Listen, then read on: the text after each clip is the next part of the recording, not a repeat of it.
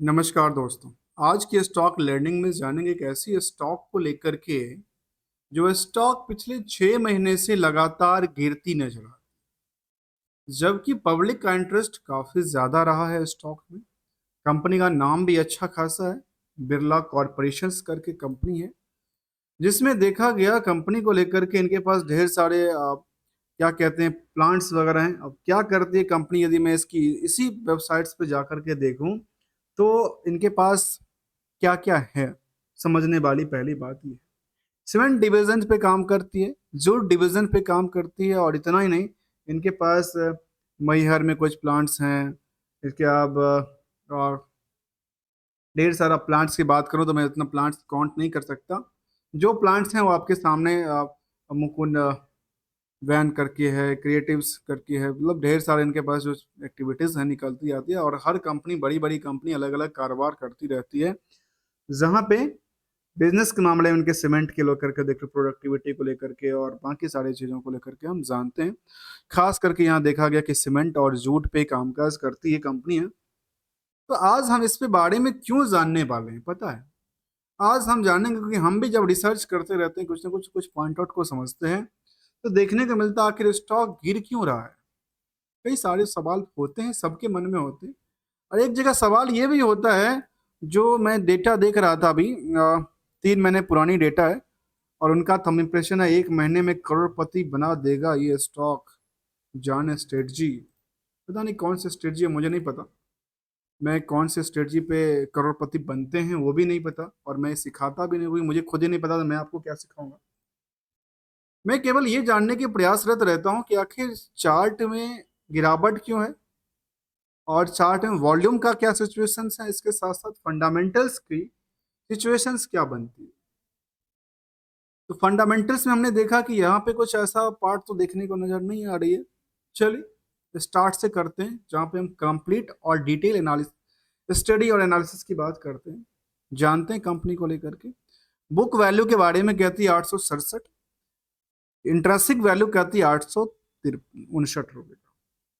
अब ये तो था एक इसकी हिस्टोरिकल जो बुक्स हैं, जो इनकी कह सकते हैं जो इनका अकाउंट है, ये है वो है, सब बेसिस पे चलता है।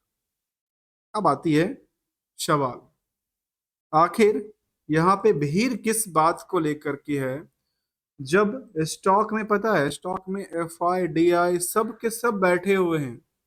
उसको भी लेते हैं पहले। स्टॉक में FII 5% से ज्यादा, 6%, DI की तादाद करीब 16.25%। तब भी मार्केट गिरता है, लेकिन क्या होता है, आवाज नहीं आती है।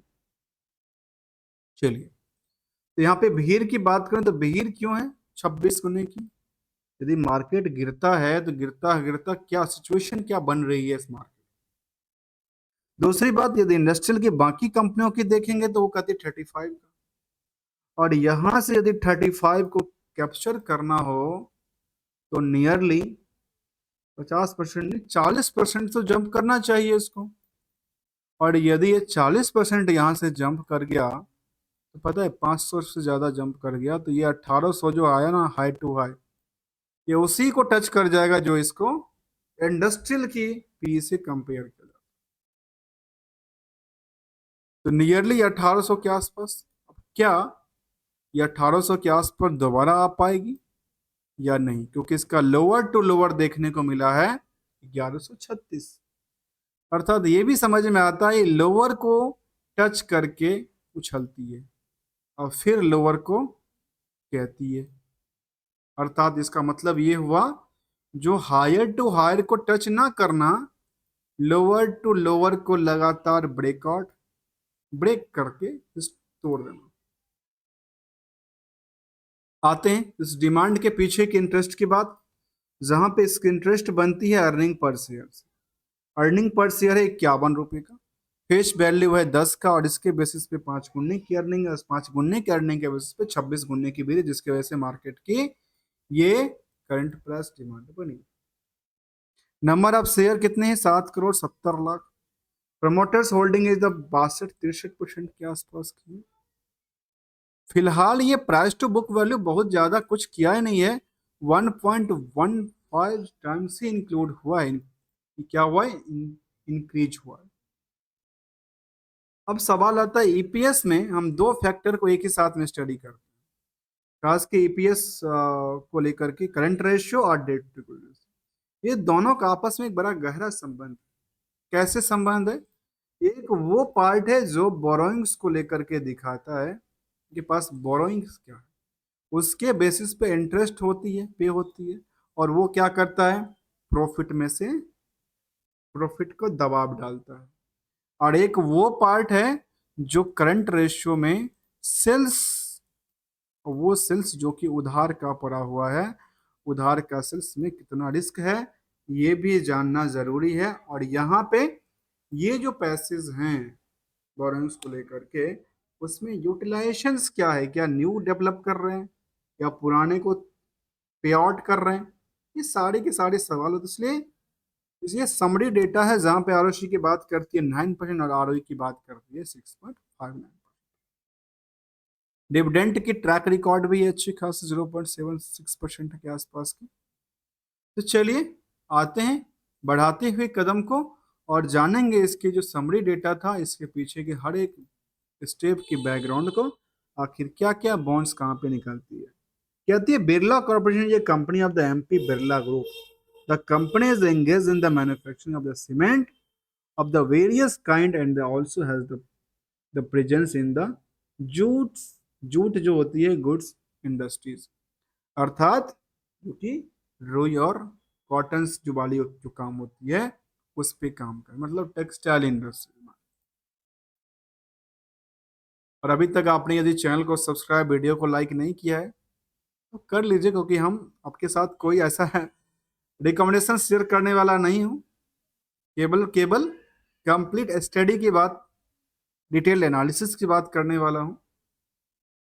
कंपनी के पास वेबसाइट से बड़ी बड़ी चलती है पोस्टर्स और क्या क्या चल रही है। अब ब्रांड्स की बात करने के बाद ढेर सारा ब्रांड्स कहती है, और पास ये सारे ब्रांड्स हैं, ये आखिर क्या सवाल। आइए पीयर्स में देखें तो अल्ट्राटेक सीमेंट से लेकर के अंबुजा, अंबुजा से लेकर श्री सीमेंट, श्री सीमेंट से लेकर के एसीसी तक शामिल है। और इस इंडस्ट्रीज के बादशाह पता है कौन हो गया? बादशाह हैं एसीसी से अदानी सीमेंट।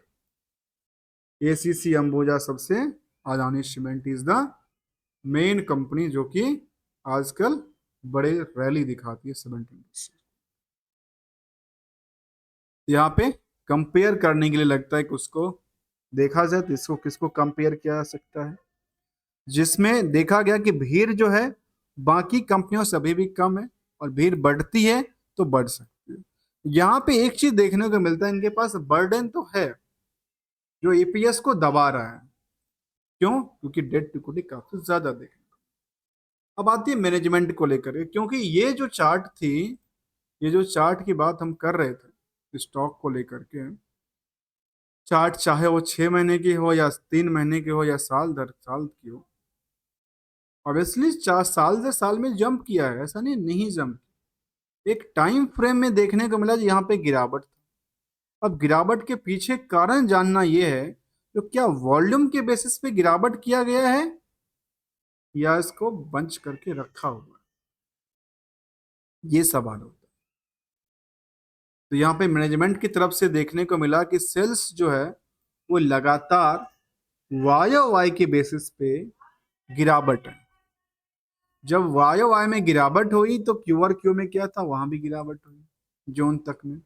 ऑपरेटिंग जो प्रॉफिट मार्जिन थी वहां पे इंक्रीज कर जाती है, जो कि 12% था, वो भी नियरली 12%, बीच में 18% तक डेवलप किया था।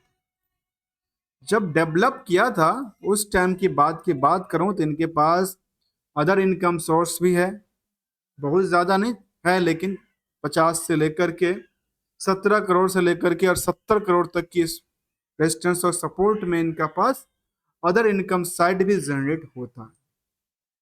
इसके बाद यहां यदि नेट प्रॉफिट के आकलन करें तो प्रॉफिट सीधे के सीधे गिर गई। अब आखिर गिरने का क्या कारण रहा? क्योंकि सेल्स तो गिरी है, लेकिन सेल्स गिरने के बेसिस पे ऑपरेटिंग प्रॉफिट मार्जिन में कोई दिक्कत नहीं है, लेकिन नेट प्रॉफिट मार्जिन गिर गई। इसके लिए जानना है जो 33, सिंपल से फॉर्मूला है, 33 कर दीजिए, 33 डिवाइडेड बाई 2190, एक्चुअल में निकल के आ जाएगी क्या, इसकी वैल्यू कितनी परसेंट के, इसमें क्या निकल के आती है, नेट प्रॉफिट मार्जिन निकल के। इसकी नेट प्रॉफिट मार्जिन की तरफ देखें तो कुछ नहीं, नियरली करीब करीब देखा गया करीब 1% की मार्जिन ही निकल पाती है, अर्थात इसके लिए चिंता की विषय तो है। जब चिंता की विषय है तो इसके बारे में और रिसर्च करेंगे, आखिर और क्या यहाँ पे चिंता की बात, ये निकल के आती है।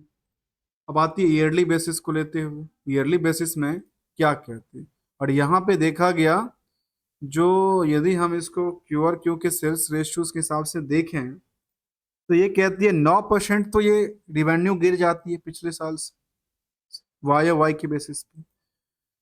जो एक्सपेंसेस पार्ट था वो 1%, 1.5% इंक्रीज कर जाते हैं, 2% मान लेते हैं, और बाकी जो चाहिए थे वो 40% से लेकर के नियर अबाउट 40% के आसपास की गिरावट दर्ज कर जाती है compare to the Y Y of the same quarter for the June 2023 June 23 के।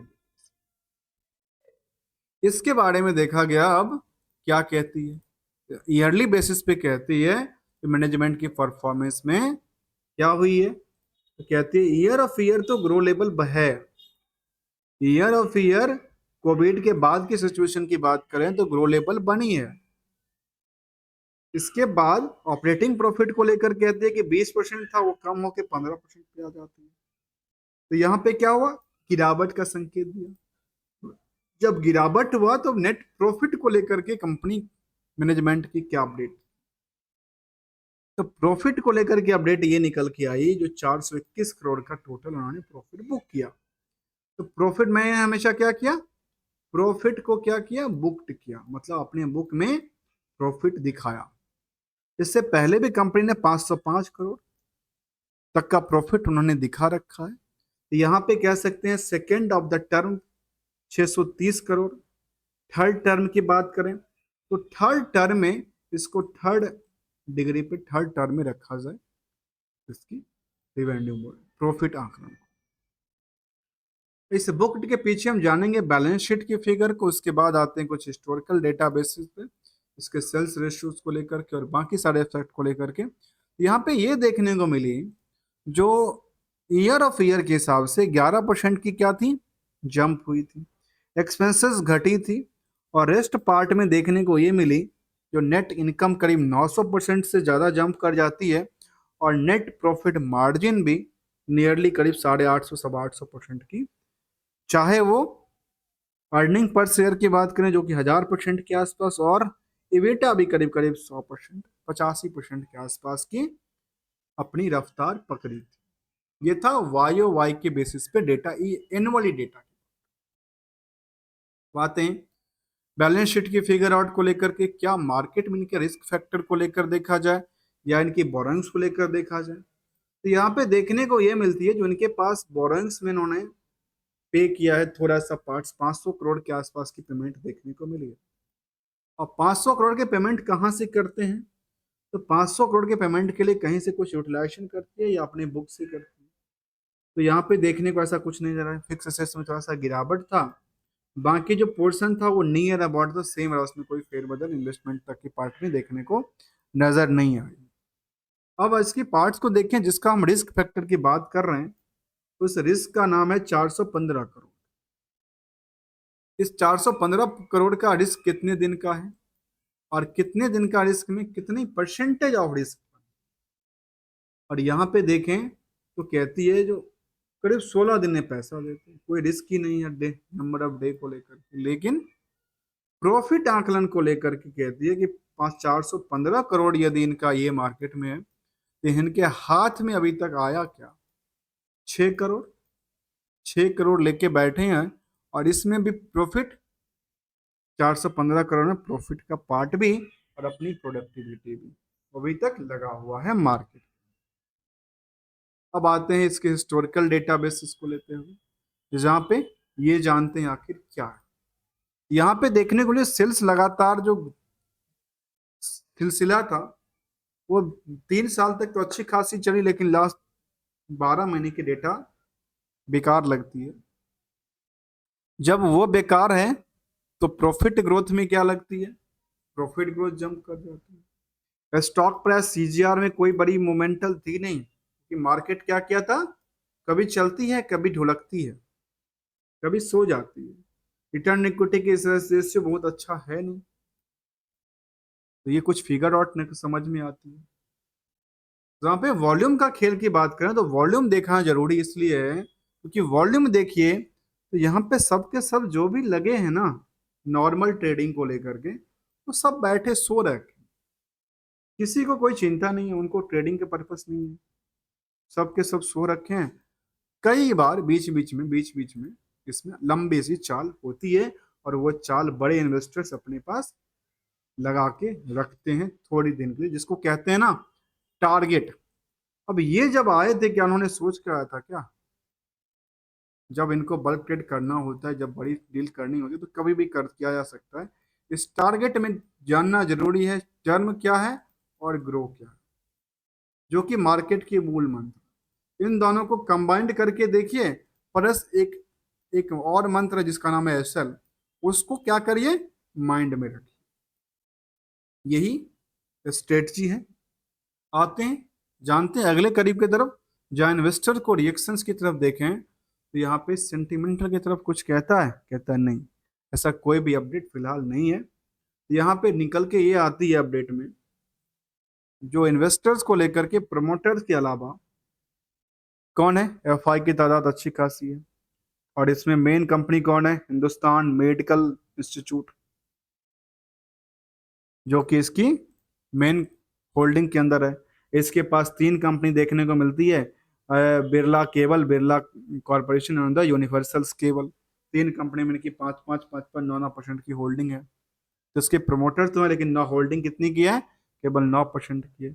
बाकी इनके ग्रुप्स कंपनी के अंदर होल्डिंग होगी, चाहे पंजाब प्रोडक्ट इंडर ट्रेडिंग कंपनी है, फिर सबके पास 5% की होल्डिंग है। मतलब कैसे एफआई अच्छी खासी, डीआई की तादाद अच्छी खासी, निपॉन लाइफ से लेकर के आईसीआईसी और आईसीआईसी से एलएनटी म्यूचुअल फंड तक यहाँ पे अपनी फंड को होल्ड करके बैठी है, कोई फेरबदल नहीं है। जबकि म्यूचुअल फंड ने, सॉरी कहते हैं डीआई ने अपनी यहाँ पोजीशन पे क्या किया था, इंक्रीज किया है जून के अंदर, जबकि इसने थोड़ा सा बिकवाली किया था। ये बिकवाली किया और ये इन्होंने इंक्लूड कर दिया। इसके बाद आते हैं पब्लिक को लेकर।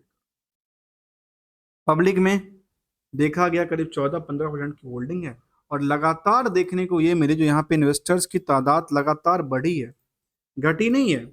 यहाँ पे जून तक की देखिए, मार्च तक में कितने लोग थे, टोटल नंबर ऑफ शेयर 90,000 थे, वो 95,000 कन्वर्ट हो जाते हैं। फिर 1,11,000 आते हैं और वो फिर 1,23,000 नए लोग आते हैं। मतलब टोटल देखा जाए तो शेयर होल्डर जो है वो कम नहीं हो रहे हैं और डिमांड बढ़ती है। लेकिन मार्केट कई बार गिरती है तो उसका कुछ टाइम फ्रेम के बेसिस पे दोष है, क्योंकि इसमें मार्केट में क्या होती है, बहुत बड़ी वॉल्यूम का खेल चलती रहती है। वॉल्यूम बेसिस पे मार्केट में उतार चढ़ाव चलती है।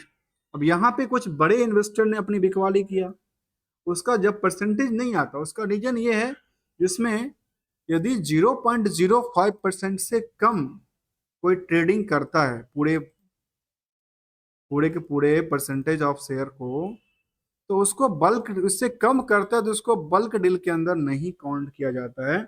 इसीलिए यहाँ पे मार्केट जब डीप करती है, अब क्या सवाल उठ आती है, क्या यहाँ से मार्केट जो हमने देख रहे थे 2 महीने 3 महीने पहले के डेटा, 3 महीने के डेटा में पता है देखने को क्या मिले, 3 महीने से आंकलन करके देखिए तो मार्केट 3 महीने से कितने की डीप हुई थी, 3 महीने से लगातार लगता है कि 20 से 25% की डीप हुई होगी।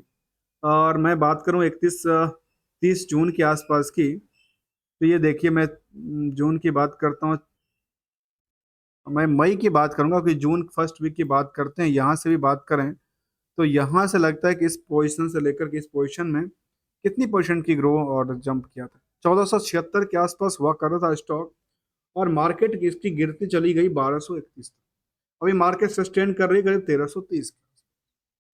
तो ये करोड़पति कौन बना, कैसे बना, ये मुझे नहीं पता। तो हमने बस ये देखा जो मार्केट में एक ही स्ट्रेटजी काम करती है जिसका नाम है वॉल्यूम। वॉल्यूम को बिल्कुल माइंड में रखना चाहिए, यदि उसमें है कुछ वॉल्यूम से पता चलता है कि कुछ बड़े इंटर हो रहे हैं या एग्जिट।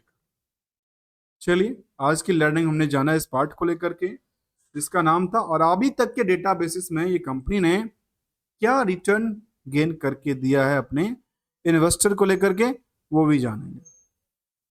यहाँ पे देखने को मिला कि issuance and the listing of the commercial paper इन्होंने लिस्टिंग करवाया था 50 करोड़ के आसपास की।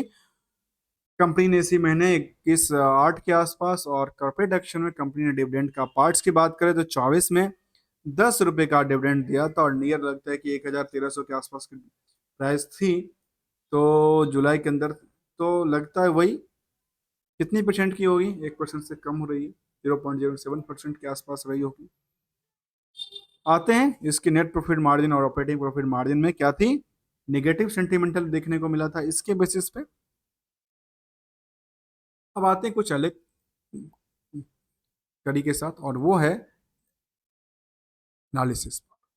वो में देखने को ये मिला जो हेल्दी डिविडेंड पार्ट थी उसमें कोई कमी नहीं थी। यहाँ पे जो कैपिटल रिक्वायरमेंट थी वहाँ भी अच्छी खासी पोजीशन, सेल्स ग्रो में लगातार गिरावट थी।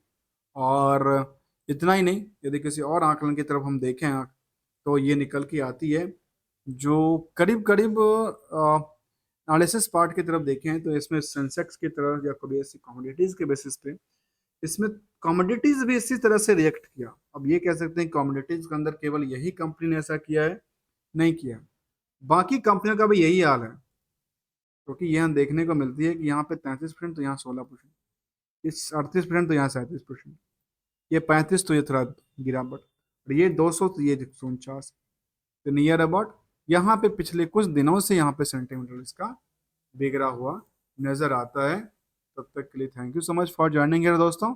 तो मूल मंत्र क्या है स्टॉक में, टारगेट को देखना, टारगेट के साथ हमेशा एसएल को माइंड में रखना जरूरी है।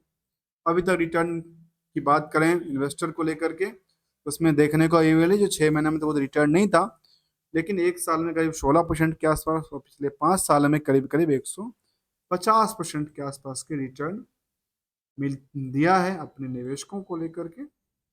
तब तक के लिए thank you so much for joining here. हम बात कर रहे थे बिरला कॉर्पोरेशन लिमिटेड को लेकर के, जो कि सीमेंट इंडस्ट्रीज और जूट इंडस्ट्री से बिलोंग करती नजर आती है।